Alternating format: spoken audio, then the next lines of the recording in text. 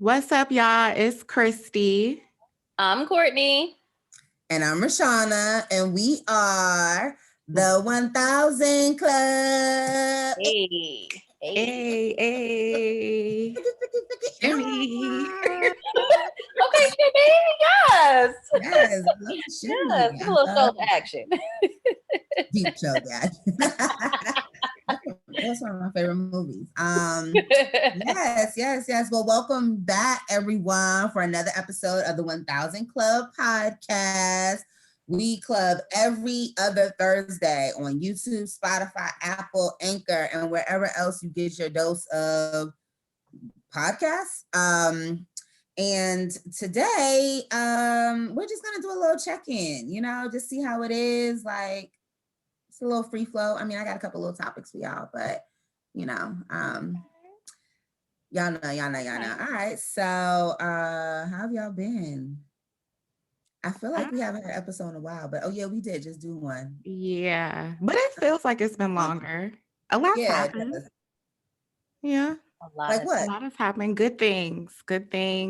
We're recording on the 21st. So yesterday was Inauguration Day. Woo-hoo. Yes. It's a beautiful, glorious day, historic day. I think we're going to get into that later, but I'll go first. Life is good. I am doing this whole life challenge with my job, with a team and my job. So it's focusing on nutrition, sleep, hydration, exercise, mobility, and well-being. And so every day you get points for doing these things. For exercise, you only have to do 10 minutes. For mobility, you have to do some type of stretching for 10 minutes. You set your own goal. For sleep, my goal is 7.5 hours. You set your own goal for ounces. I honestly don't even remember the ounces. I think it's like 60 something. And then you do a well-being exercise. Mine is usually prayer. Am I leaving something out? I think I covered everything. But anyway, it's been a really good way for me to incorporate better habits, healthier habits into my life. And there's also like a reflection each day. And it's just been really refreshing to read the transparency of everybody else on the team, because people will say, like, I had a difficult day, like, I'm going to do better tomorrow. And so I feel comfortable as well being transparent and saying, all right, I messed up today, but I'll try again. So I'm really loving it because it's pushing me to get more sleep, and it's pushing me to eat healthier and just focus on my well-being. So life is good. And then, we have a new administration, so I'm happy about that. Yes. Snap your fingers. Snap. Praise the Lord. What's been going on with me? Let's see. I took a boxing class yesterday.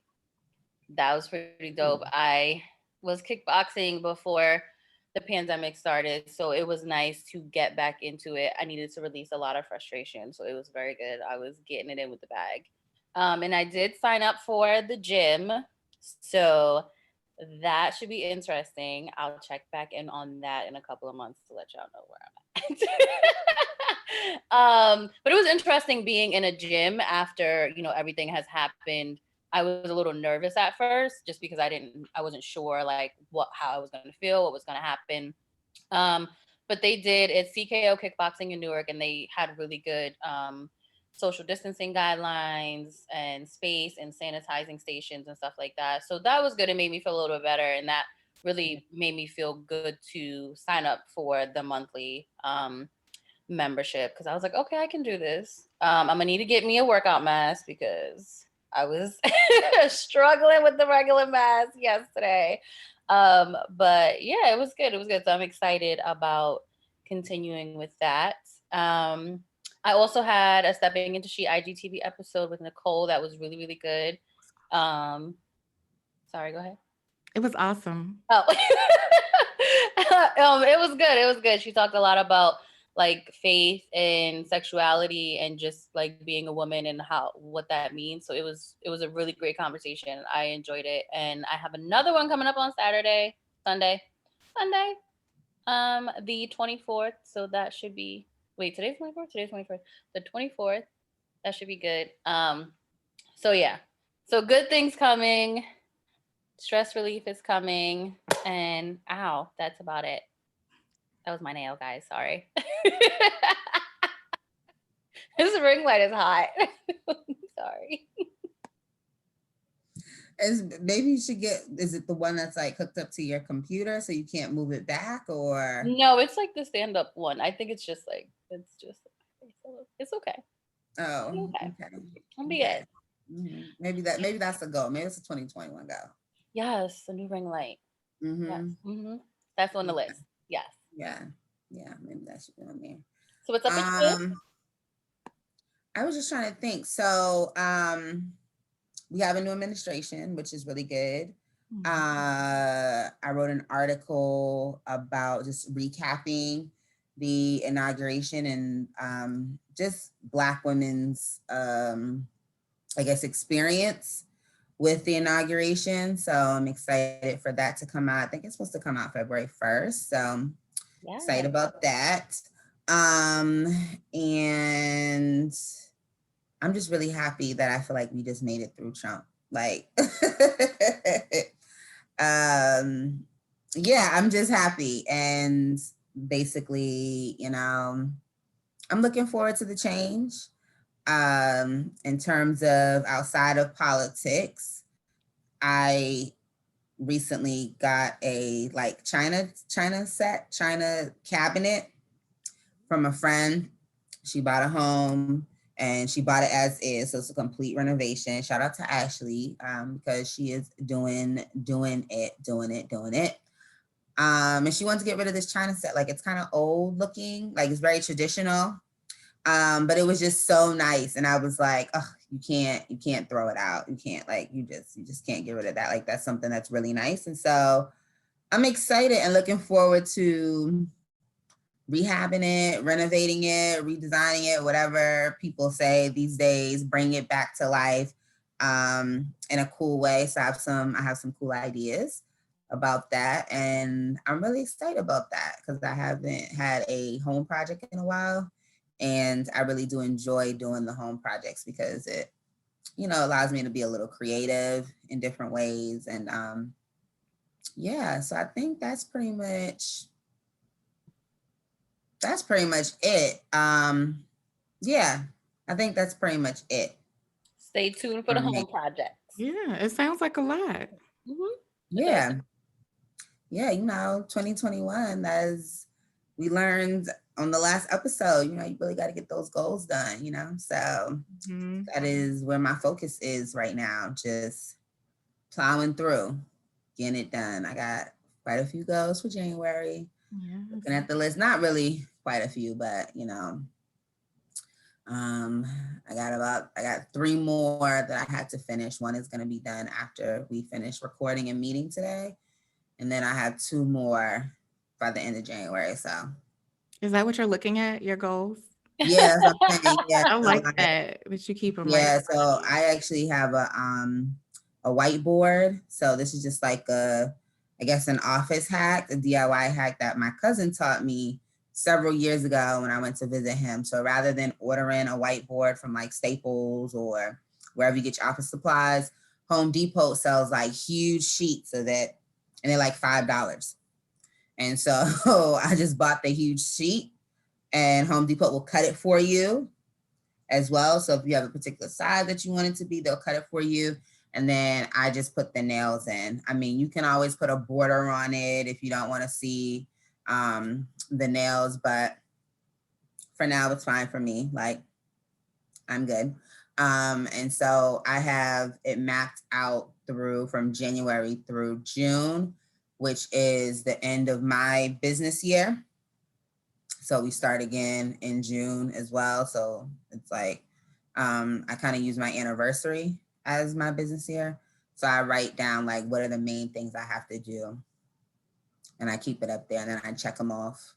And then I also have the other pieces of the whiteboard too that I use for personal goals. So I check those off. I'm definitely a box checker. So. Nice. Yeah, I like that. Yeah, so ladies, speaking of the inauguration, there was a lot going on at the inauguration yesterday, even though it was not open to the public. So what was that like? Well, first, I know that Courtney and I have been to an inauguration. Christy, have you had an opportunity to go to an inauguration? I haven't. Okay. Okay. Yeah, that's one of like the beautiful things about living in this area is that you do get to go to a lot of events. And I was fortunate to be able to do that for Barack Obama's second inauguration. And it was definitely an experience. And I was really looking forward to doing it again for Kamala. I mean, by Uncle Joe, yes, I definitely want to see him as well, but I could watch him on TV. But definitely for Kamala and just being there, like to be a part of history, you know, Biden is history as well, but it doesn't mean the same thing to me, if that makes sense. So yeah, so what was it like for y'all? Because I was off. What about y'all? I was not. I was Because, not either. yeah, only the federal workers in the DC area had the day off. So I'm in Chicago. It was no day off for Oh, me. so close. Yeah. No, New Jersey was like, yeah, I gotta go to work.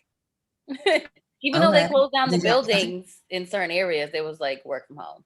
So Oh, okay. Did you guys watch it? yeah, Of course. Okay, what you think?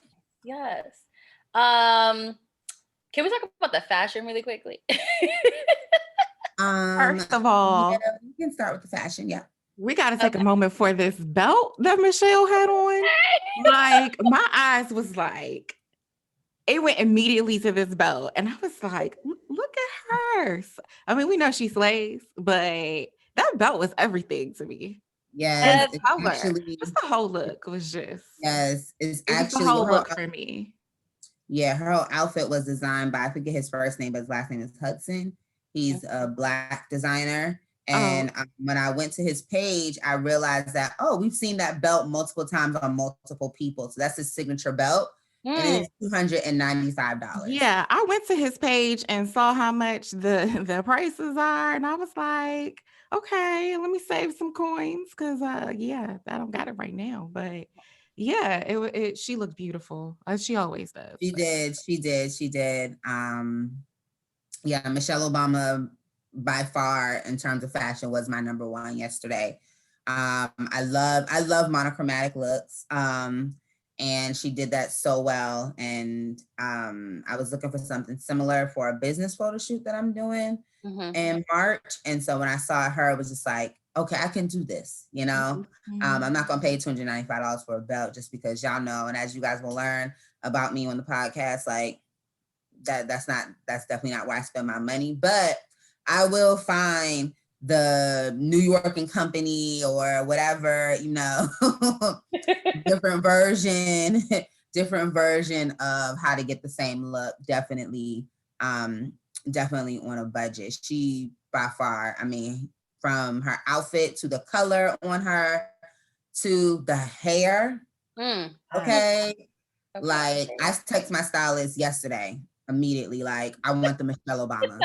Like that is what I need. Like figure it out, get it together. That's about to be a signature look. I need the Michelle Obama look. The inauguration Michelle Obama look. Okay. Yeah, right. No, it has to be the inauguration because Michelle Obama, when I went to the stylist page, I guess she's been doing her hair for over a decade. So, and we've seen different versions of the look that we've seen yesterday. But yesterday, I don't know if it was the highlights, it was the bounce, it was the size, like everything was like fully just right put together. Yeah. And so it was like, I said, you know, Michelle Obama, she dug back in that closet and was like, no, I need the inaugural hair. Okay. Like, and like, I need the good hair. I need the out the bracket hair. Okay. Right, like I mean. I was also loving the Pico action we was getting yesterday. Like every color, like everyone put it very well together. Like the Pico action was just on point yesterday. Like I was loving every single outfit out there.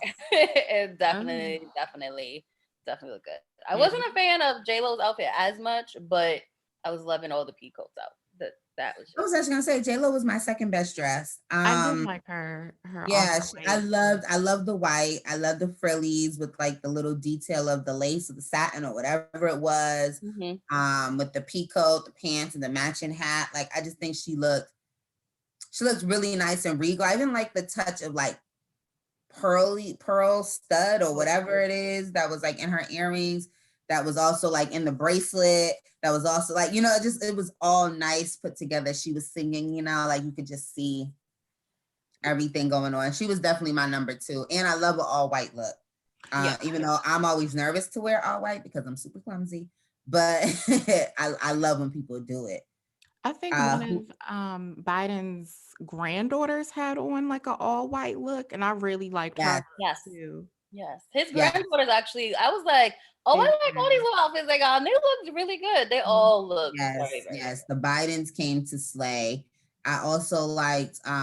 Next would probably be Kamala's daughter.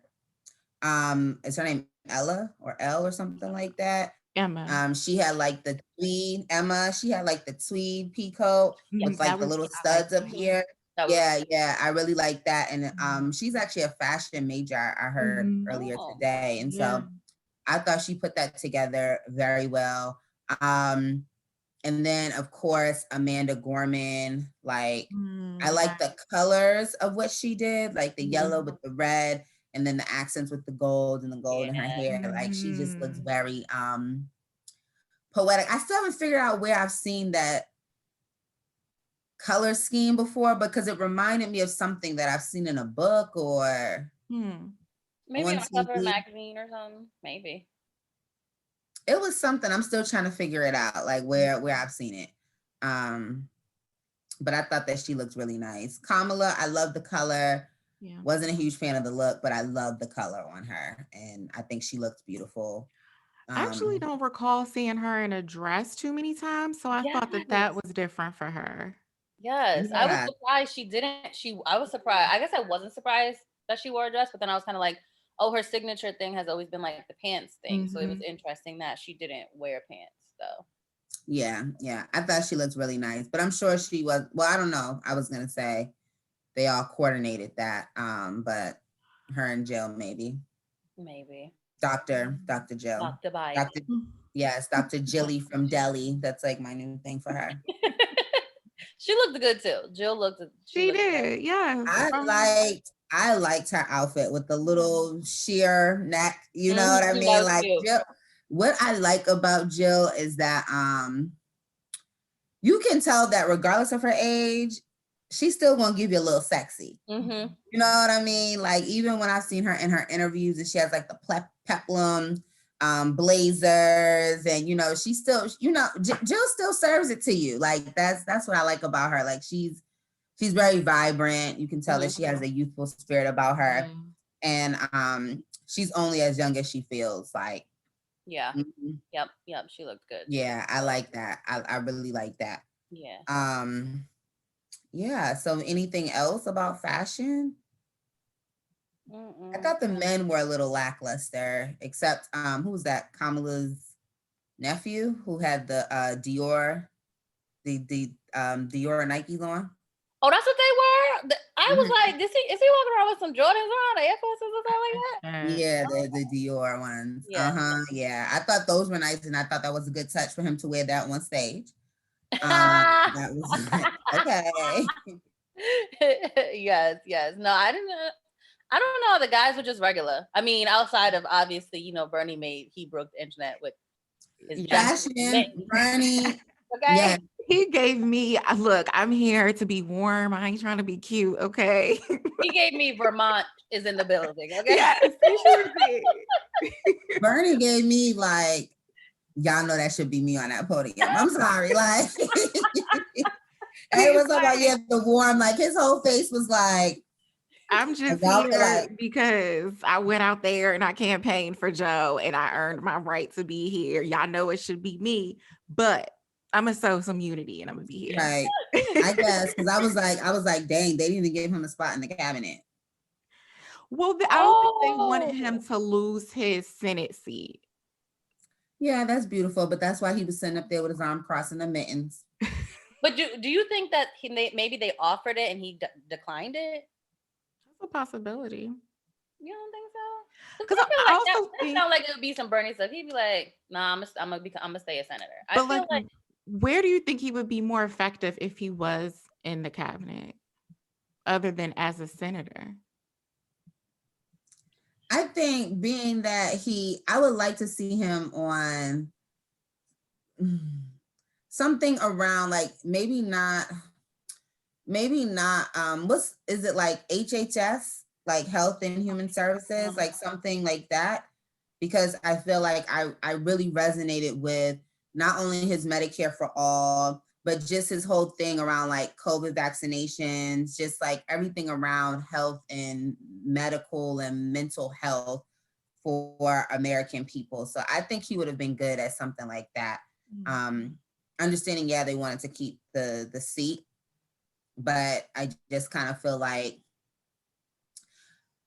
not giving him a spot, or and I have to look more into the people that they chose for the cabinet, feels a little, I don't know, it feels a little negligent on behalf of the party, because it feels, there were quite a few people that were supporting Bernie the first time, and then this last time, and then even like Elizabeth Warren as well. And so I feel like our party needs to find a space for what we're calling like the extremely progressive or progressive Democrats. Like they have to figure out where they fit in, because the party is clearly changing, and I don't want to end up like anybody else's party. And I feel like that's what happened prior to Hillary, was that, we critiqued the Republican Party for having, different fractions and everything. And we did not take care of our own house. And that's part of the reason why Hillary, lost. And I also think this time people came together literally to remove Trump, not necessarily because we like fully believed in the candidates that we have. And so at this point, I think I was talking to Courtney about this a couple of days ago. Like, this is the moment where I need Diddy to re-release his video about the Black agenda and the negotiations and the importance of like ensuring that we're getting what we need. And if we don't, then this is where at least we need to begin to continue to build up our own candidates to have someone if it doesn't work out, so that's what I'm hoping. It looks like they didn't change the Senate at all. I mean, for the most part, if anyone was picked to be in the cabinet, it was one representative from the House, but it looks like everyone else is kind of outside. Shout out to Rhode Island, though. The governor of Rhode Island is in the cabinet. Okay. She sure is.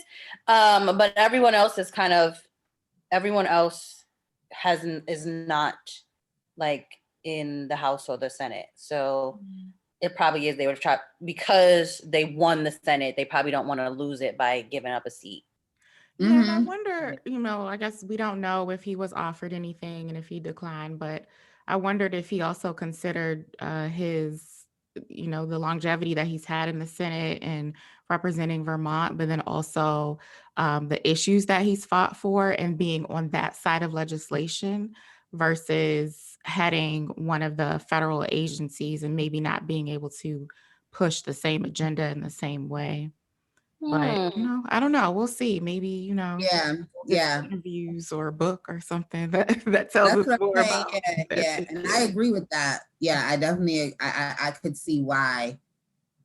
I just hope that our party realizes that people ain't forgot. Right. Like that's really what it is. Like, and so, yes, we all came together to remove Trump, but we still got demands that need to be met. And if they're not met, I don't think you're going to get the same support as you did this year at all. And so they need to start thinking about how to incorporate everyone into the party, because like it or not, a lot of people do agree with our what they call them, extreme left or whatever. You know, a lot of people do agree with some of those politics, if not all, and they got to figure it out.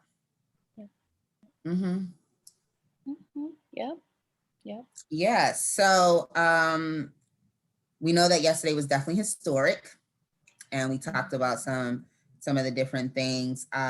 What are you all looking forward to in Biden's first 100 days? Like, what do you want him to do within his first 100 days? He's already signed like a bunch of different pieces of legislation, rejoining, what is it, the Paris Climate Act, rejoining WHO, extending our student loan, what do you call it, deferment or whatever, suspension through September 30th. What is it? Removing the Muslim travel ban. Like, so he's already done some really cool things. What y'all hoping for? I mean, he's already done one in a way. He extended the loan forgiveness, or whatever you want to call it, deferment, until September, but I'm gonna need for them to like forgive it completely. If not completely, like a certain amount of student loan debt. I'm gonna need for them to come through on that. I don't know if it will necessarily get done within the first 100 days, but I definitely need them to keep it on the agenda for this year and before it expires in September.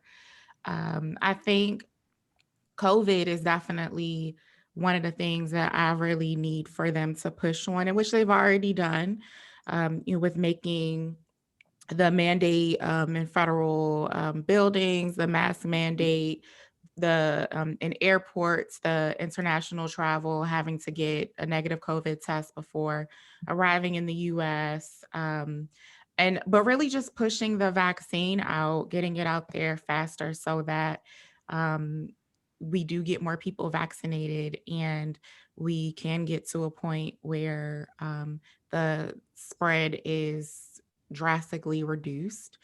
That's really the big thing, is COVID for me. And then also economic stimulus and relief. That's a huge thing. I know they've talked about, I think, $1,600 or $1,800. I know that will be very helpful for some people. That's a rent payment for some people. That's a car note, groceries, bills payment for some people. So pushing that through. And honestly, continuing to reverse any other policy that has not served us in the international arena, and really repairing some of the relationships with our foreign actors, our allies, and even, those who are not allies, just making us better on the world stage, really. Yeah, you gonna get the vaccine? I am. Yes. If I could get it today, I would get it. My father actually got the vaccine on Tuesday, and he said that he felt fine. Everything went well. So I am going to get it. Yeah, my mom got it. She said her arm was hurting for a few days.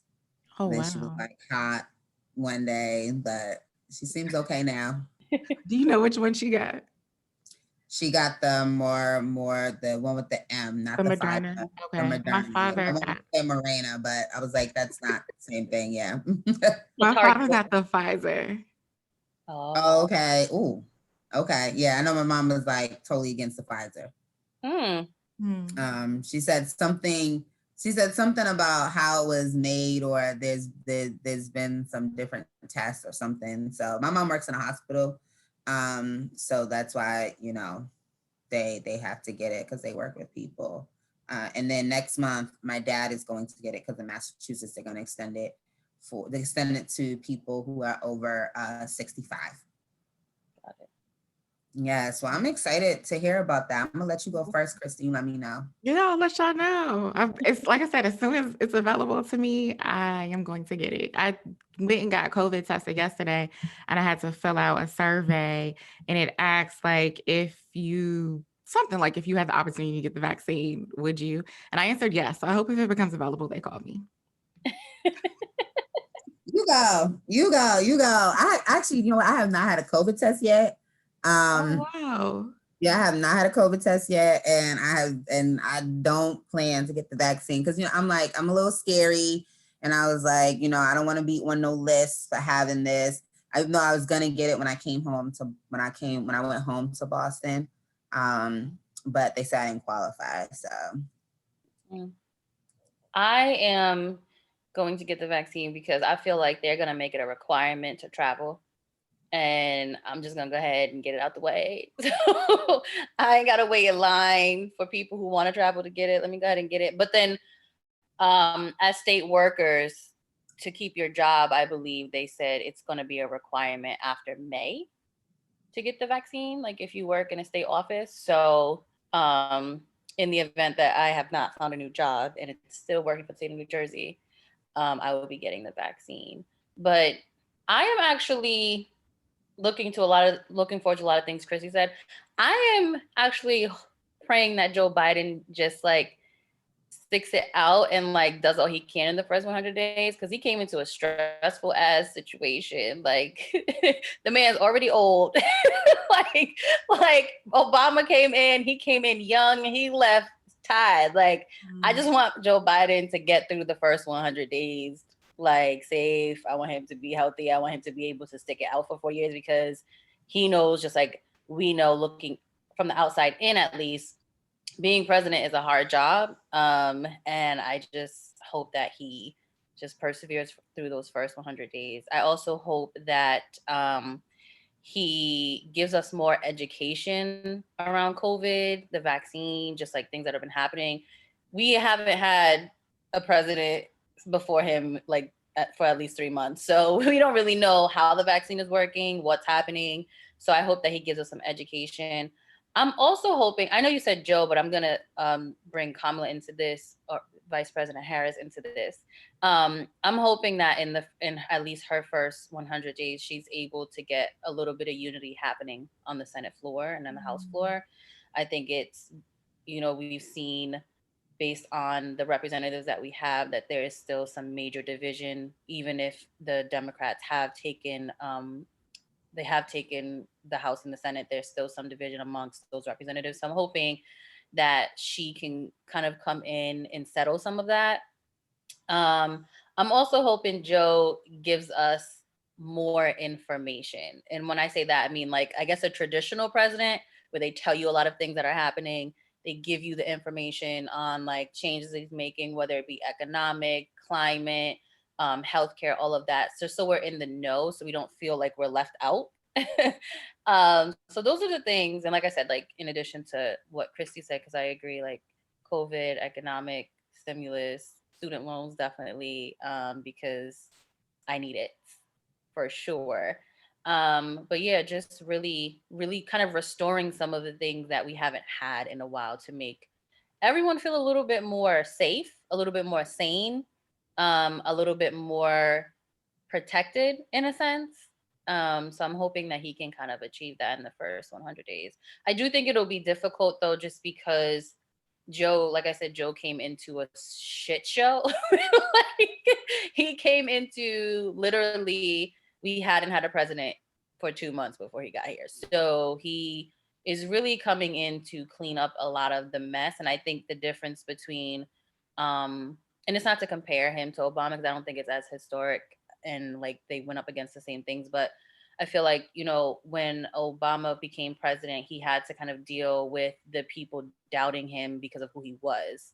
And people, as Joe comes in, people are going to be putting a microscope on him because of what's been happening. So I feel like there's a little bit of that in there, but I'm hopeful that his previous experience helps him out. Yes. For me, number one is you promised to remove these student loans. So that was like my number one political ask throughout this entire campaign. It's why I was going for Liz Warren in the beginning, because she was the first one talking about, no, remove them all, not just a portion, remove them all. So that's how I was voting. So within the first 100 days, the Biden administration, they better make good on that. I also need them to extend the total forgiveness to graduate loans. Yes. Not just undergraduate loans.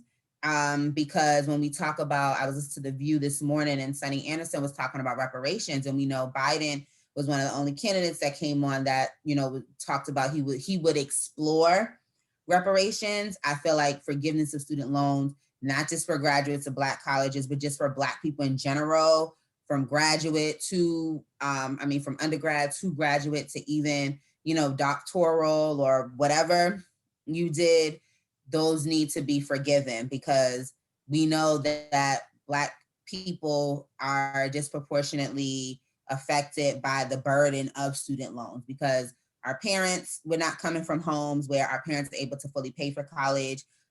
Some of us are not, we might not have gotten the best grades or did the most extracurricular activities or whatever to get full scholarships, or we didn't want to accept a full scholarship to a white school in Iowa or whatever, you know what I mean? And so I think that is part of repairing the damage that America has done to Black people, is forgiving our student loans completely. That I need to see that. I'm okay with the deferment through September 30th, because that does allow me to, while I would like to put it towards my student loans, which I'm going to do somewhat, I also try to reinvest it back in my community. Well, I get something done. I have home projects, and every time I use that money to have a home project, I put money into, another Black person's pocket to be able to help support and feed their family. So no, student loans, they got to go. The next thing, I guess, is it's all about money for me. Give me my stimmy, okay? Let me help stimulate the economy. Last year, once again, I was able to do some home projects and also invest in my business that does employ people. So that's important to me. And then I would say the last two are, I want to see the national terrorists brought to justice, meaning they need to be charged to the fullest extent. Yeah. Some people are at home awaiting trial. Like, no, because I have family members that have had to sit in a cell for 1.5 years awaiting trial. Okay. Like, no, you all need to be in a cell. I don't care about old boy who can only eat vegan food. The fact that even the guy who sold the podium was charged with abscondence, when I have young people who are also charged with abscondence. And that's just crazy to me. You know what I mean? Like, these petty charges, like, no, I need to see justice fully brought to those people. And so I'm definitely going to be watching the proceedings as this happened, promoting and recognizing Officer, was it Goodman, Eugene, like recognizing him was great, but what I want to see is the system working. So these are national terrorists. They broke in, someone was dead, like to a federal built like this is not okay. And they need to be prosecuted to the fullest extent. And then the last thing I want to see him do within the first 100 days is really something about women's health. I would like to see him do something in relation to that, and specifically something that I am learning as I go through my hair journey. And I'm learning that, our hair is, and I don't know if I would say it's more for Black women because I haven't done that research yet, but women's hair is the first indicator that something is wrong in our body. Like, and we know that, like, our hair gets dry, right? When you don't drink a lot of water, your hair might start breaking off when you're stressed. You get grays when you're like, so our hair is actually the first indicator, because it's when something is wrong with our body, it immediately takes the nutrients and the resources from the place that it least needs it. To nutrition, to what nutritionize, to give energy in health or whatever. I can't think of the word. Sorry.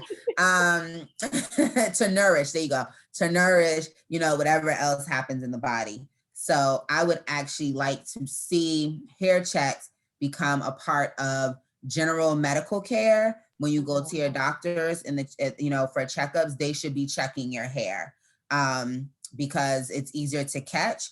And many times hair loss or different types of scalp issues is really just an effect of another major health concern. So that is what I would like to see.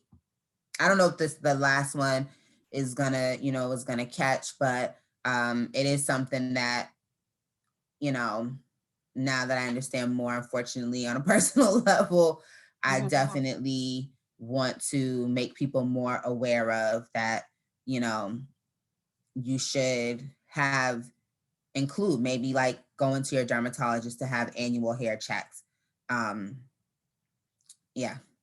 And maybe to take that like oh, a step further. Okay. A step further is like maybe if he couldn't even do that in the first 100 days, what I would like to see, because like that's a really good point, is allowing certain doctors to be under like that general care of like allowing people, like, you know, sometimes it costs a high copay to go see certain doctors, or it's not within network, right? It's not within network. And especially now that we've seen with COVID, a lot of people have like underlying concerns and all of that. So making all of that available under the healthcare that you have, no matter what healthcare you have, you are able to see certain doctors for your health. So I think that I would like to see that, if nothing else, that should definitely be there. Yeah, and something I was working on in Boston when I used to be a case manager there is I would always send my clients to a particular health center because they were about preventative and holistic care. So if you had diabetes, you weren't immediately going on medication. You know, they would have appointments there where you would work out. Like they had the gym there for you to work out. They had the different herbal medicines, natural remedies to really help you reduce. And they were able to see higher rates of, you know, people being able to, I guess, decrease the amount of insulin and definitely like reduce high blood pressure and also just remediate other health issues. And so when I like talking about the hair, the checks and everything, you know, there has to be a way. And I know for women, I'm not sure for men, and it's probably because many men don't like wear their hair out maybe, but I definitely feel like we need to, like your herbalist, or like I go see a trichologist, those services definitely need to be added. I'm grateful that I do have a flex spending account, but many people don't work for the government, you know, and they don't have flex spending accounts. And so I know just last year, I probably spent almost $1,000 between September or August and December, just trying to, between pills, checks, just all these different services, you know, finding a hairdresser who costs more money than my last stylist, but, you know, I have to go to who I have to go to, you know, so, yeah. So that is something, in addition to the COVID. I mean, Christy already said that, so I feel like that's like protocol already been established. but yeah, I wanna see more doctors and more incentives towards what we can do as a community to reduce this disproportionate health care that we receive, or lack of health care. And I guess with that also, sorry, I know I'm taking up a lot of time, but with that, when it comes to Black women's health and the hair and this COVID, I hope that this also then trickles into just Black women health regardless. Like we need to really reduce the Black maternal death rate and just Black women just need to be taken seriously when we go to the doctors. I've struggled a lot since moving here trying to find just a health provider. I go to a different health provider every single year because I just don't feel like they're doing a thorough enough check. You know, it's always just like, unless I say something's wrong with me, they're not, they're not checking. And I find that problematic. You know, you need to check everything, you know, lift my boob, crack it open, whatever. Like, you know, you need to be able to do that. Agree. Definitely. Awesome. So pivoting a little bit, as we just ended, really getting into women and health.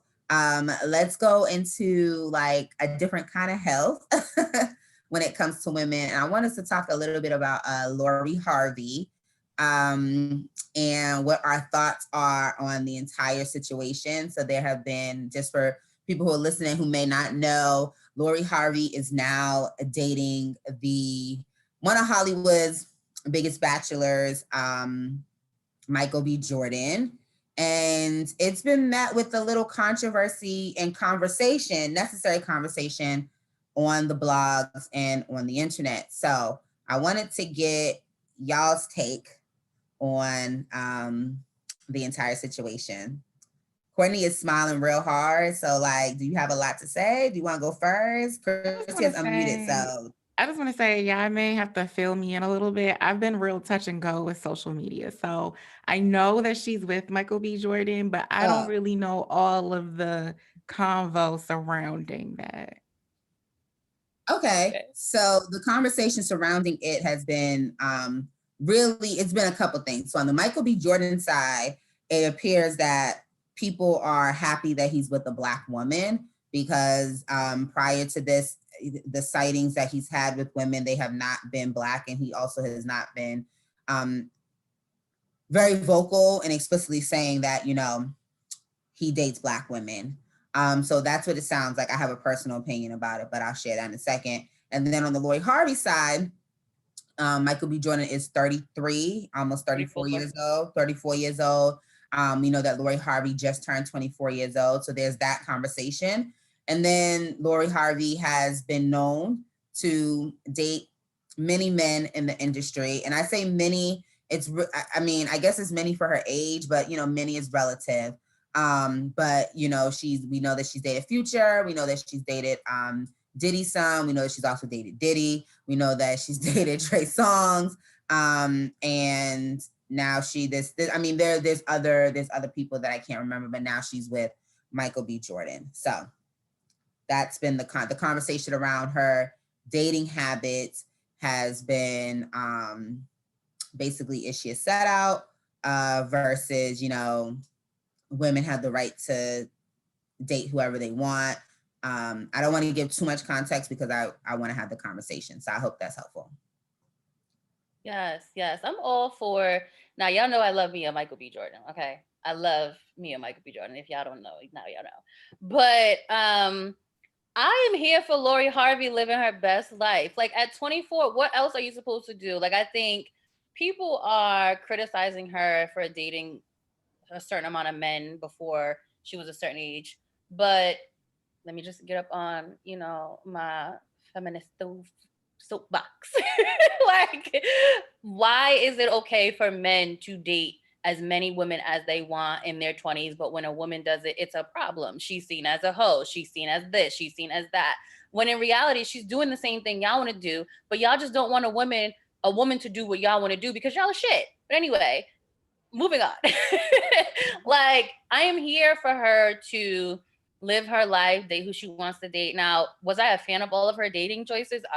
Absolutely not. But I am a fan of her, like, being able to live her life, not settling down, and she doesn't feel rushed to settle down. She doesn't want to settle with you. She picks up and goes. Like, we should feel comfortable in doing that. And that should be every woman's motto. Like, if this ain't for me, I can get up and leave. I don't got to sit there and suffer through it. I don't got to take the cheating. I don't got to take this. I don't got to take that. I can get up and leave and live my life. And I think that is what we should be. That's what I want people to take away from it. Not the fact that, you know, like I do see the concern with the age difference on Michael B. Jordan's side. I'm looking at him a little sideways. But for her, I'm like, get it, girl. I mean, her father wrote the rule book. Like Steve Harvey wrote the book. She's just taking the tips that he already gave us. So I'm here for, go ahead. I was saying she ain't even taking the tips that he gave us. I mean, she's learned from the best, Marjorie, okay? Hello. Okay. Hello. But yeah, like I think I'm just here for her doing that. And I think that's what dating should be. Dating should be dating people until you feel either secure in staying or secure in leaving. It shouldn't be like I gotta date one person and see where this goes. At 24, like if my 24-year-old self, dating as many people as you want, doing whatever you want with whoever you want, because that's what, as long as she's staying safe, I ain't got a problem with it. I'm here for it. Yeah, I feel like dating doesn't always equate to sex, so there's Right. that. Don't know. I think, and for me, Michael B. Jordan has definitely gone down the list of, you know, my celebrity crushes. Because while I mean, I just think he was fine, but as y'all know, like I'm really attracted to a man's mind, and at 34, you being with the 24, I don't know. I mean, hey, there's some judgment from me on that. So judge me, judge your mama, put your comments in the box, okay, whatever. I just feel like mentally, you know, I think this was a come up for her, but I think for him, it was a come down. And when I say come down, that is not to decrease her, because I don't think that, like, I'm not trying to say that he came down to her, meaning that she was lower. It mentally, I'm kind of wondering where his head is at. Because I just like at 34, I'm 31 and I could not imagine, like, I just don't know what I have in common with her. Granted, I also have said, you know, she's grew up in the limelight with her father, Steve Harvey, who is older, you know, and he's hip to the game. So I feel like she kind of got that kind of old cat kind of teaching. And so she might be a little more mature, you know, than your average 24-year-old. But I'm totally in agreement with you, Courtney. I feel like she should do exactly what she wants to do. My only thoughts about her, I just hope that she's taking care of her mental health, you know, and that she's not in a place where she doesn't know how to be by herself as well, you know, because that is something that we tend to do a lot in our 20s. We just hop around, and then we don't know who we are when we don't have anybody to hop to. And so I just hope that she is finding herself outside of being with someone as well. I hope she's, you know, taking the time to do that in between or during or whatever. In terms of the haters, I honestly feel like those people are hating because they didn't have the same experience in their 20s. Yep. And I mean, we can talk about the reality of the real reasons why some women may not have had those same experiences, because we understand that Lori Harvey is gorgeous, okay? Like, she's like gorgeous, and not even just gorgeous in terms of like, you know, worldly beauty standards, but like you look at her, you know that she's a gorgeous girl. And then to compound that with that she is gorgeous also by worldly beauty standards, like, yes, you know, she may have different options or whatever, but that's going back to what Courtney said. That's when you as a woman have to check yourself to understand that just because you don't feel like you meet like Lori Harvey pretty, like you think that you have to subject yourself to BS. Like, Right. Like, come on, like, yeah, that's not cool. That's not cool. So y'all get your self-esteem up. Cheer the girl on.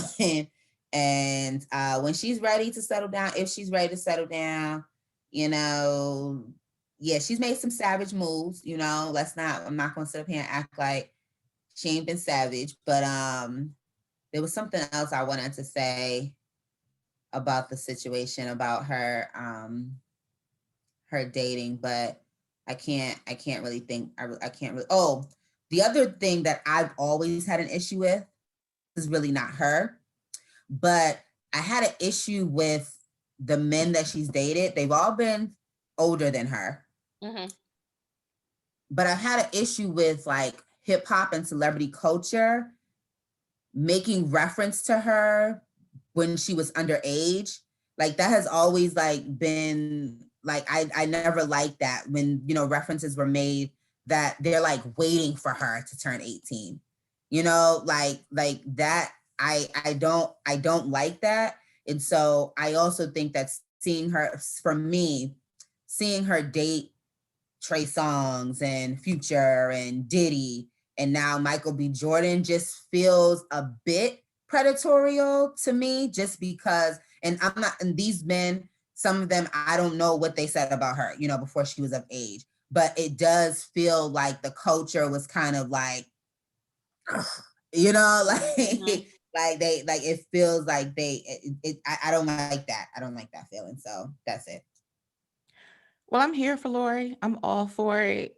Date who you want to date, when you want to date them. You know, we don't know the terms of her relationships with these men. We don't know if they're exclusive or non-exclusive.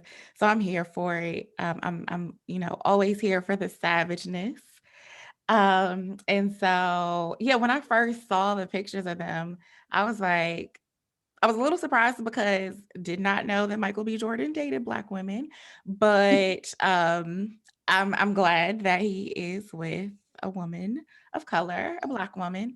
And I mean, I like it. I mean, I would think that she is mature enough to handle this at 24, to handle all of the dating choices that she has made. I don't really know a lot about the breakups or the fallout of her previous relationships. I don't know if anybody else really, like if they've put it out there either. But I feel like one of y'all said this, as long as you're responsible and you check yourself or in tune with yourself and what to expect out of these relationships that you're getting in, then I think it's fine. Like if you are real with yourself and realize the risk and the consequences of some of these relationships that you get in, knowing the type of men that they may be, then I think that you should be okay. I'm all here for it. In my 20s, I've been in a long-term relationship and I've also dated a lot and I had a lot of fun. So live your life, Lori. Don't worry about what people are saying. Just be safe. I think what was the other question? When it comes to Michael B. Jordan, I mean, him being 34 and her 24, my parents are 10 years apart. So I don't really know whether the age When difference did they get together though? at 37, 47. But I See, mean, I don't know. I feel like that's different. But I mean, we don't know where she's at mentally. We We also don't don't. know where Michael B. Jordan is mentally. I mean, women are usually a lot more advanced than men. So Lori could be a lot more mature than Michael B. Jordan. So, I mean, I don't think that And we that's are why to he's great. say That's why that. I'm ready. I That's why don't he's think, put it on my list. I mean, I don't think that we are to say that a 10-year age gap, when she is grown, she is of age, she can make her own conscious decisions, that is not appropriate. I just don't feel like you know, who am I to judge? I've also dated, in my 20s, I've dated a man who was 8 years older than me. So I've gone out on dates. We weren't in a relationship, but I also feel like that I was mature enough to handle somebody that age. You know what I'm saying? So that's that on that. All I gotta say is her non-disclosure agreement must be on point. Cause you right, Christy. We ain't hear nothing about no breakups, No. nothing. So whatever she got them men signing, tell her to send me a copy, okay? And a little piece of me wants to believe that she is breaking it off with these men. She's like, all right, I'm done with you. On to the next one. Yeah, I totally believe she's breaking it off. And I think whatever she's doing, as Courtney said, and I think we were having this conversation the other day, I'm like, you never hear them talking about, even if like I was telling somebody too, I don't care if she is having sex with all of them. Like, that's her choice. If she's in a relationship, she can make those decisions herself. Like, who cares? Like, why are you all up in her body count? Like, calm down. And then even if she is or she's not, you never hear any of these men coming out making songs or anything, doing interviews about, you know, anything related to their relationship. Like, it's done and it's done. So I just feel like whatever she got going on, like, you go, girl. You go. Lori Harvey. I think she's smart. I think she, like it's NDA, I'm pretty sure she definitely got that, especially with Steve and Marjorie involved. So yeah, I think she's smart. I think she knows what she's doing. I also don't really know if this is really real. Like, is this all for just publicity? You know, I was having that conversation with someone because I saw the pictures and they look, I love the pictures. And then I saw the video, like a holiday or something, like in the snow or something.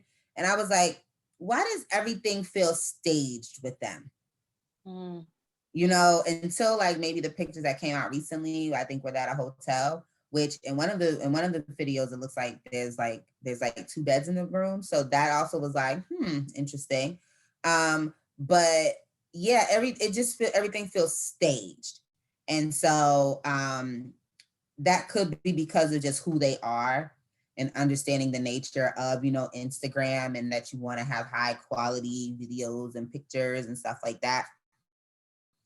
You know, just to push their brand. But I also, like I said, if I had the opportunity to date Michael B. Jordan for a day, 2 days, whatever, I'm gonna do it because the opportunity is there. Like, it's Michael B. Jordan, you know what I mean? So I kind of look at it like, you know, while he's not my top person, he was definitely up there. So I kind of look at it as, go girl, like you achieved something that, like, you know, like you.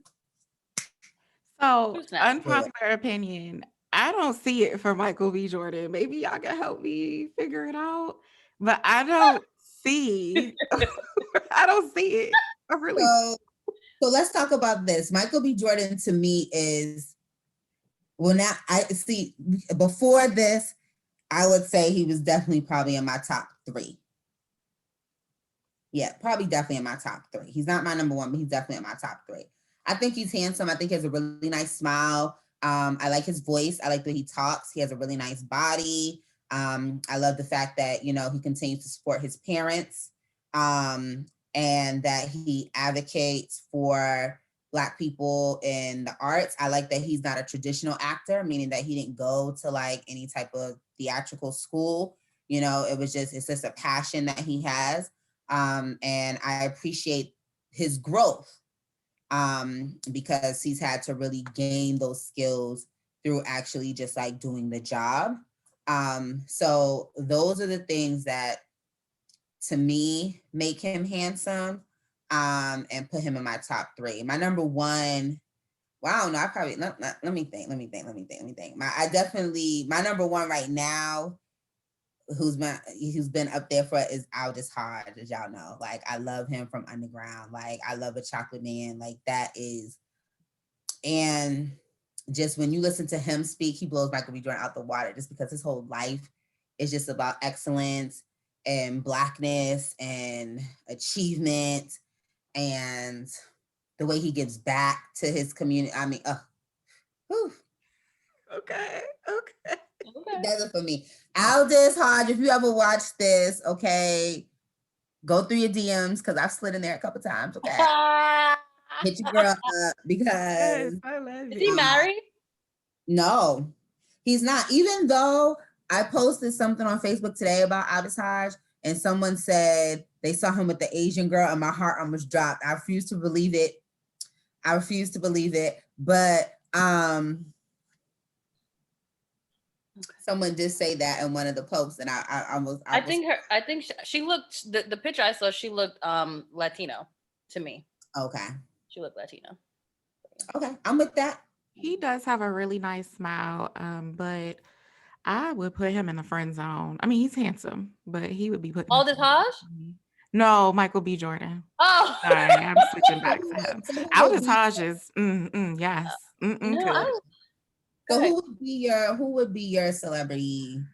You know, I don't really know, because like an actor in his start, or just a celebrity. Celebrity who just, celebrity person. See, I would say Idris, but I feel like, you know, he's a little bit up there. I Now that he got old, he can't be. I mean, he's still very sexy to me. You know who I think like? What about the guy from Black Panther? The one from Trinidad. Oh no. Mm-mm. No, not Mbaku. He's handsome, but he's a little too, I think, eclectic for me or something. It's something that it's not connecting for me. Okay. Kofi definitely. Where has he been? I don't watch Queen Sugar, but where has he been? Oh, he's been on Queen Sugar. Oh, okay. Yes, Kofi Sarabet, yes. He's a very cool man. Yes, and he is just as fine in person. Like his skin is just that beautiful, even in person. Like that was probably one of my favorite meetings. Okay. So Kofi, Idris. Okay, so you like kind of like a Black international. Yep, that's what yeah, I guess you could say that. Yeah. But you know, celebrity, I have to go to a rapper. Jeezy does it for me, okay? I could totally see that. Yeah. Totally see that. Jeannie, look, if you change your will, you know, I'm married, but yes, Jeannie, you got a good one, okay? And they're so cute together. I do like Jeannie and Jeezy together. They're really cute. They are cute together. They're really cute. Right. I mean, I don't dislike them, but I could totally, that actually makes a lot of sense. That's you.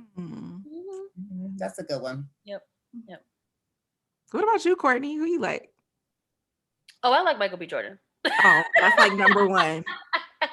I feel like he's pretty upbeat. He's type though. That is my type. Like, yeah, that is. I could really see. I could see that. I mean, like you said, Rashana, I love what he does for his parents. I love that. You know, he just seems like a nice guy, just all around nice guy. I do. Yeah, I don't. This is gonna sound bad, but whatever. I like to look at him. I don't really care about his like his service or whatever. Like that's cool. That's an extra, but I think physically he's very, very good looking. When you first meet a guy, is that like if you are attracted to them physically, is that like almost enough for you? I mean, it would be enough for me to start a conversation.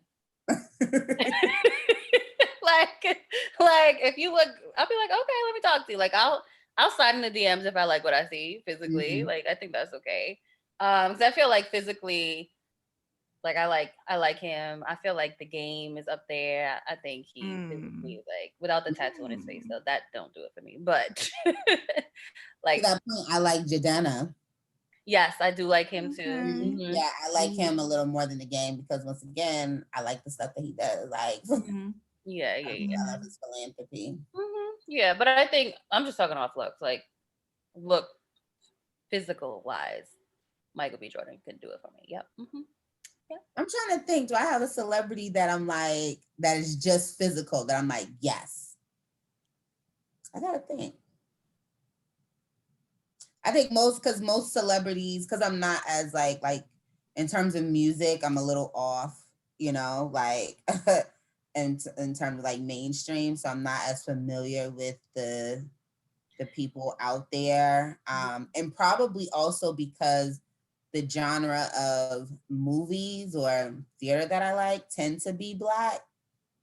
I'm sure like there's probably a trend, right? That like the people that play in those movies probably have similar interests and passions and thoughts. So it kind of, that's probably why it all goes together. Unpopular opinion, I feel like after I watched the photograph, Lakeith Stanfield kind of cute. I would give him a little. Lakeith, girl, no. I would go out on a date with him. Yeah, he was cute. When I saw that, I just recently watched it. And like, I've seen his movies before and I was like, oh, he cute. But like, after this movie, I was like, oh, he cute. Like I like him. He seems like he would just be very interesting just to have a conversation with. Just because I've seen him. I mean, I've only seen him act, but I've seen him in Atlanta and then I know he was in like some other movie, maybe like Sorry Not Sorry. I did not see it. And then The Photograph. And I feel like he has range. And I just feel like he would be a really interesting person to talk to. Yeah. He was in Get Out, and then he was in that yeah. movie that I recently saw, which was that Sorry Not Sorry? Where Oh, he's like Sorry Not Sorry. up the like corporate ladder and stuff. Mhm. Yeah. I think with him, I'd probably fall in love the first day, because he would just have, like, he would just blow my mind. I was gonna say he looked like he stimulates your mind to the point where you blow my mind, like yes. that. I'd be like, you know, like, yeah, he just I could see y'all really connecting. Yeah, he would just blow my mind, because to have that range, I guess I also assume that, like, you're pulling from all these different places, and for you to choose the works that you participate in, it's like, you know, and then he has that quiet nature about him. Mm-hmm. And so that's also something that I'm trying to do, because I'm a talker. So I kind of like someone who's a little more quiet, you know, let me talk. Yeah, so this conversation is also a conversation that they have on Clubhouse. So ladies, I know they were all on Clubhouse. And they have many rooms on Clubhouse. Clubhouse is a new audio app, I guess you can call it. It's in the beta phase. And so it's not open complete to the public. So it's like invite only, so a little exclusive. There are rooms, and you can talk about anything. And so these conversations come up all the time in terms of, like, what do you like, interests, business interests, venture capital, property ownership, Black woman, manifestation, mental, I mean, everything. So how have y'all been enjoying? I think we've all been on there pretty much roughly around the same time. How have y'all been enjoying your time on Clubhouse, and have you found any interesting rooms? So I would say Clubhouse is interesting. I think the one thing I like about it is also the one thing I don't like about it, which is it allows people who are not celebrities to, like, share their experience in their craft, right? It allows people to kind of have those rooms to talk about, you know, mental health in the Black community and this and like relationships and all these things from people who are not the traditional people you see on TV, the celebrities you learn from. But I think that's also the thing I don't like about it, because then it kind of turns into this person either being considered an expert, or like people are following this person all the time because they like what they're saying. So that's kind of been my experience. Like, I like that because you have the platform to speak, but then it's also like, hold up, this may not be your lane. Like, you're not social worker, so you don't need to be talking about, you know, these certain things. You're not this, or you're not that. So I think that's part of it, but it does give people the ability to network and have those conversations. I also and we had like a room where we talked about this, where in some of the rooms when we have conversations about women's perspectives from a woman's topics from a woman's perspective, there always seems to be like a man who kind of like inserts himself to the stage or kind of takes over the conversation. So I haven't really been liking that piece. And it kind of puts on display some of the what's the word that was used in the conversation? Toxic masculinity. That, but like the dominance, like asserting the dominance in conversations. It's kind of put that on the forefront in Clubhouse. But I also feel like I'm struggling to keep up with Clubhouse because it's just another app, a social app that I got to be social on. And I'm already like tapped out with the social apps. So I'm trying to keep an open mind about it, but I'm also realizing, like, while some of the conversations are good, it's really just for people to listen, because you may not always get on the stage, because sometimes there's like 50 people on the stage and you got to wait an hour or two to get to your to your part, and then you're tired of listening. So it's a lot. So you don't even want to be on there. But I'm trying to keep an open mind, but it can get tiring. I agree. I think that's the part I don't like about the larger rooms, because in the larger rooms, if you do make it to number one, everyone cannot talk. So let's just put that disclaimer. You can only talk if you are invited to the stage. But in the larger room, if you have like 30 people that they invite to the stage, you're sitting there, and by the time it gets to you, the only thing that you really had conversation about is what everyone does. Everyone's sitting there introducing themselves. So I really appreciate the smaller rooms when everyone can actually be in a conversation. I also think that there needs to be a space, and let me just put this disclaimer out. Vocal action did apply for a club on Clubhouse. So this will be a space where we will have that. Yes, it's a space to have conversations about positively impacting Black people in communities globally. So check us out so far every Sunday at 9:30 on Clubhouse from brunch to launch. This week is about your health being greater than your hustle, how to avoid hustling out of your health. So we're excited about that.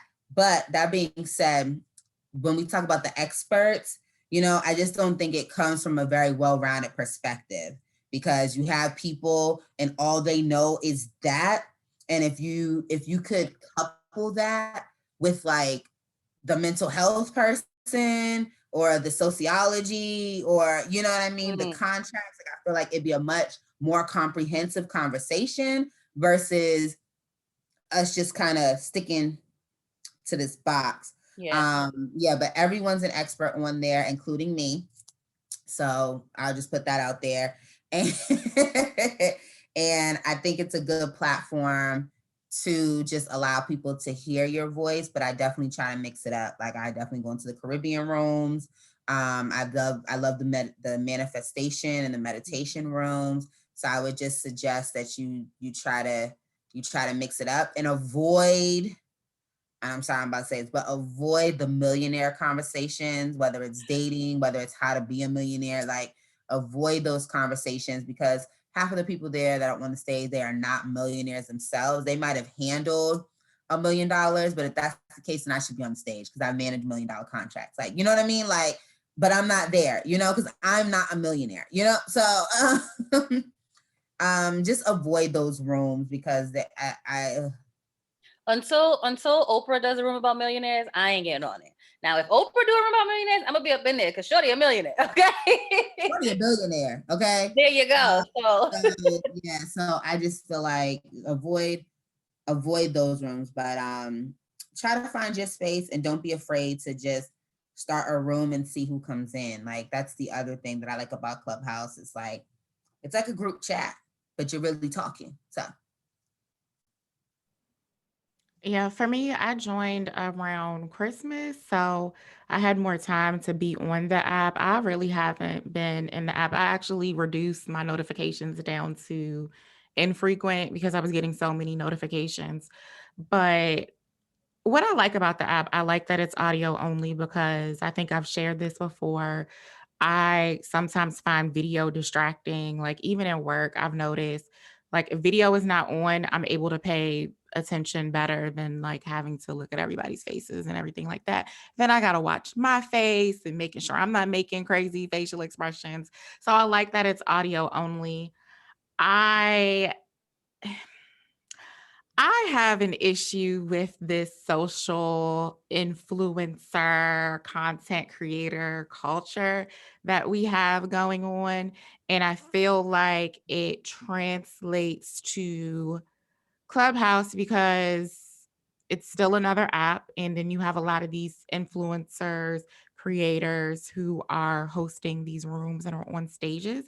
And my issue with it is partly what you all said, that everybody who claims that they're an expert is not an expert. Although we all have our own knowledge and abilities and our own rights, as you said, not everybody is a millionaire. Not everybody is a real estate mogul. Not everybody is uh, the mega pastor, influential pastor, because I've been in some of those rooms. Not everybody is a matchmaker. Like, yeah, I have an issue with some of that part, like those pieces of Clubhouse. I actually just recently heard a story of a business owner who made some business decisions that did not make sense. Like, I am not an entrepreneur, but even I could be like, that makes no sense. And they got this information from Clubhouse. And I was like, no, like, why would you not talk to someone who you vetted and know that they actually have a successful business and base your decisions on that? So that's the dangerous side of Clubhouse, is just, you just can't take everything everybody says as fact. You have to do your own fact checking, your own research. Another problem that I have, and this is kind of going away from Clubhouse with the social media influencer content creator culture, is that you don't know everybody's story. These people that got thousands and thousands and thousands of followers and or millions of followers, or they got this super successful business, or they've sold so many homes, and they've invested in these many properties. They may have inherited money from somewhere. They may have been given money from somewhere. They probably don't have any student loans. Like, their story is completely different. They probably have a family member that's connected in the industry or whatever. Like, you just don't know their story. And I feel like a lot of people aren't transparent about it, which is why I like talking to my friends and friends of friends and people I know who are actually doing these things or in the stages of doing these things, because I know exactly what they've been through. Like, I know their actual story rather than the story that's being sold to us on Instagram or Facebook. So that is my issue with Clubhouse. I have been in some of the more fun rooms, like some of the celebrity rooms. Some of those discussions are just funny. They're entertaining. I have been in the vocal action rooms, and I actually have gotten the most from those, because I feel like those are just like real conversations. It's not like, it's not like I'm trying to put myself on. I'm not trying to get followers. Like, I'm just here to talk about what the topic is and here to listen to other people. So that's been my experience so far. I definitely would recommend, if you can get on, to get on, because I think there's something for everybody. But just make sure, if you are in like a truly specific room about a particular industry or topic, that you are also vetting the people who are on these stages. Yeah, the other thing I was going to say too, to your point about the app, is I feel like in so many rooms, people are using this as marketing. And so they have like other paid material that they want you to buy. And so I'll give an example, and hey, he may watch this or not, but there's a person, his name is Brandon Rule. So if you're in any of those millionaire real estate clubs, he's an alpha. He lives here in DC. He was the owner of Cage Bird that was in DuPont. Great person, from at least what the interactions that I've had with him. However, he was running a room about something, a millionaire something, right? And so he said, if you have questions or anything, text me, right? So there was a number in his profile that I text. And my question was really about, because he has a lot of millionaire clients, I was trying to figure out what's a good way to pitch philanthropy to a millionaire client. And I wanted to use him because he said he's a millionaire, right? He's on the stage. I'm assuming he's a millionaire. And I'm like, I want your feedback on how can I pitch philanthropy to a millionaire. So I text the number. Lo and behold, the number is like some sort of standard messaging thing, right? And so I'm like, cool, millionaire, you know what I mean? Y'all don't have your personal number, that's fine. There'll probably be some sort of link to a honey book or some sort of calendar scheduling thing where I can schedule 15 minutes, right? Cool, 10 minutes, whatever. No. So then after that, I text it, and the thing comes back and says, hey, 3 days later, hey, I'm out of the country, but until we can speak, check out my ebook. Okay, fine, you're out of the country. I follow your Instagram, see you in Mexico, living your best life, New Year's, do you, right? A week later, hey, have you checked out my ebook, my free ebook? And I'm like, why am I, what am I going to check out your ebook for? Because I had a very clear intention, right, on why I wanted to have a conversation with you. You put the information out there saying that to text me because if you want to have a conversation, right? But then the system that you have set up is not conducive to that. It's really just about you further marketing, putting your ebook out there. And so for me, that just like really turned me off to it completely. And it also turned me off to just those, I mean, well, I was already turned off to some of those millionaire rooms, but I just kind of felt like this is what it, like you all are falsely advertising in these rooms. And it's cool if that's what people, you want, if you, hey, you want to be like me, I have an ebook, text this number, we'll get it out to you. That would have been fine. But you know, especially in the Black rooms, I feel like you're inviting people to be like, yeah, you know, come connect, let's do this, blah, blah, blah. And then how are we actually going to connect? You know? And so that's the part that I don't like. So just be wary in the rooms because, and I hear it because I hear it because, you know, I do have a consultancy. And so, you know, you're always kind of treading the line of like, what do I give for free versus like, how do I make my money? You know, so I totally get it. At the same time, when you're in a room and we're sitting here and we're talking about like the power of the Black dollar and how we all need to come together for a project, I just feel like we need to really be about that life. And to me, being about that life is really is you actually providing the steps for people to actually follow and take notes and learn. It is giving that information for free because at the end of the day, that's what you're promoting, you know? And what people don't realize, and it's something that I'm learning even now, is like, as I said before, I don't know if it was the last episode, you know, I'm really about service to my community. I'm about service to the people around me. And so when you really help someone, when you give them something, they eventually turn into like paid clients, you know? And I feel like there's too much conversation around the books you're reading or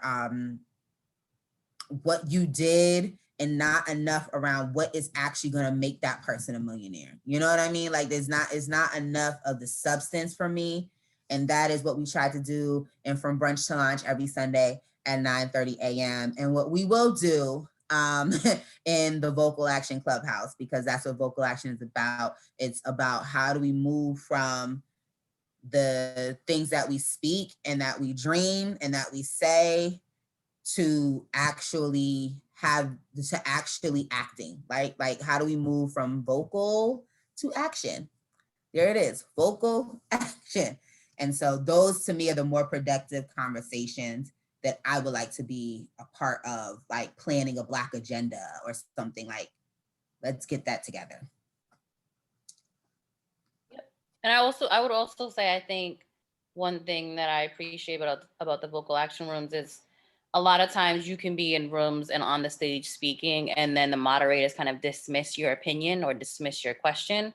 And it's probably like intimidating for a lot of people, especially because you got up there ready to speak, and then you wasn't saying the right things, or you didn't follow the topic or whatever. And so I think I would just say to anyone listening who may want to, you know, go on stage, just be mindful of protecting yourself. Like when you go up there in your piece, like if you are going up there and something happens, feel free to leave the room. Like, don't feel obligated to stay up there. Don't feel obligated to talk. And if you are hosting and you are inviting people to the stage to speak, you know, give everyone a chance to speak and give everyone an opportunity to share their opinion. That's kind of my point with that. Yes. So, y'all, we talked about a lot of stuff today. This was good. So we usually do at the end of our topics what's on 1,000, but I want to switch it up just a little bit because I think I kind of derailed the conversation in the beginning. Okay. And when Rashana, when you asked us, you know, what did this inauguration mean? You know, it's history, it's herstory, it's all of that. So kind of just sharing, and I can go first to give you ladies some time to think about it, but just sharing like what it meant to you, whether it's a word, whether it's a feeling, whether it was just like pure joy, just sharing, you know, what this moment with Kamala being the first woman, the first Black South Asian woman, the first HBCU graduate, the first woman from a Divine Nine organization, the first woman from, where's she from? She from the Bay? From the Bay? She from the Bay. The first woman from the Bay to be in the White House. The first woman to bring a second man, Mr., because we've always had, you know, vice presidents and their wives. Now we have a vice president and her husband. So what did the gentleman? first gentleman? Yes, the Second gentleman. second gentleman. So just sharing what that moment meant to you. And then, well, for me, that moment really meant like, and I have this shirt that says breaking the glass ceiling.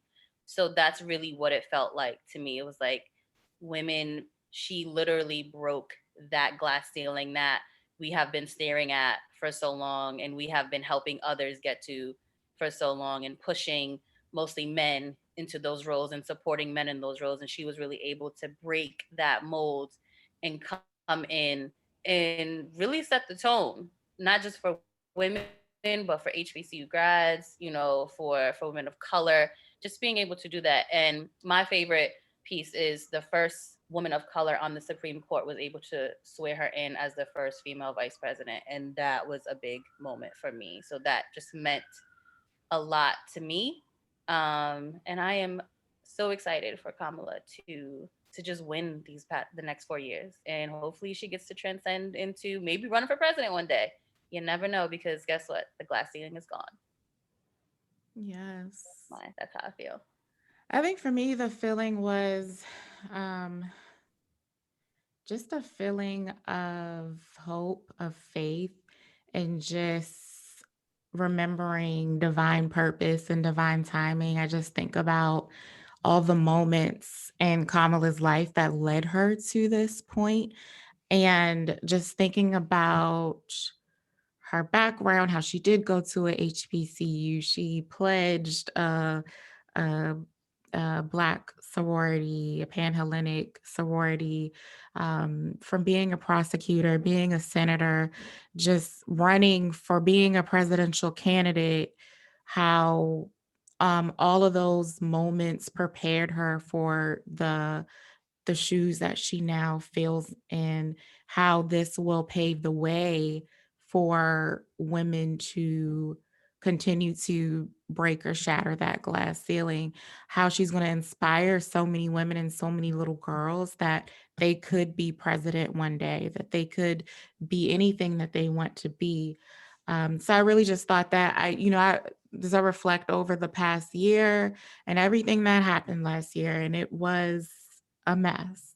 It was ghetto. It was a mess. Everything that even happened over the past 2 weeks has been a mess. But I often wonder, although we've gone through a lot of trauma, we've gone through a lot of just anxiety, lives have been lost. I also trust and believe in God's plan and God's timing. And I do not know that we would be where we are today if some of those things did not happen. And so that was really how I felt. I was very inspired and motivated. I felt like I could do anything, look at Kamala, look at where she's gone. Of course, my walk is a lot different than hers, but I felt like, anything is possible. Yes. Yeah. I think for me, it felt like affirmation. Yeah, that's what I felt. Mm-hmm. Yes. Well, ladies, we come to our giveaway and takeaways. We've covered a lot. So, what's your giveaway or takeaway from all of this that we have talked about? Rashana, why don't you go first, because you were a little short on the last part. You are a woman of few words. No, she ain't. No, she And ain't. no, in her response, she was. I was surprised. A few words when I need. Overwhelmed with emotion and. No, I wasn't overwhelmed. Okay. Yeah, I wasn't overwhelmed. I just, say what I need to say. Okay. I guess I was just gonna say, just be great, really. Be great and be you. Yep, that's it. Be great and be you. Courtney? I would say to stay true to your course, stay true to your path, and stay true to yourself. Your time is coming and your glow up is coming. So always stay true to that. Yeah. I would say my giveaway is just to keep hope alive. And that's that. It is. There it is. And on that note, we thank you for tuning in today. Our next episode drops Thursday, February 11th. And don't forget, our episodes drop every other Thursday. You can find us on Apple Podcasts, Spotify, Anchor, YouTube if you want to watch our beautiful faces, and everywhere else you listen to your podcast. Don't forget to follow us, subscribe at 1000 Club Life on IG, Facebook, and Twitter. Do we have any other announcements? Any news you ladies would like to share? I don't have any news, but I do have an announcement. Catch me on Tuesdays for commencement on Historically Black Sense, where we talk career, adulting, and life after graduation. That's at Historically Black Sense on Instagram every Tuesday at 7:30. Dope. I already pubbed my, Yes.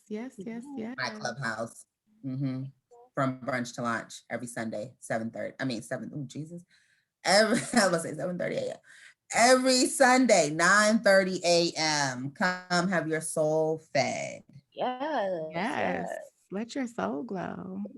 Hey, I like that. Okay. Come have your soul fed. Yes. Oh, also, the shirt that I'm wearing today is 40 acres and a mule. 40 acres and a mule. 40 acres and a hedge fund.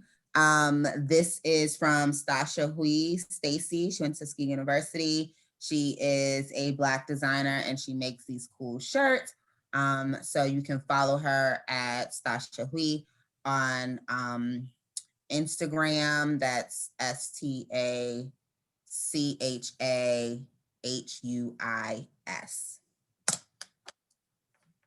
Yes. I like it.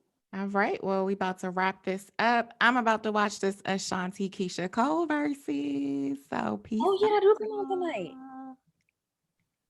Peace Bye. out, y'all. See you next Later.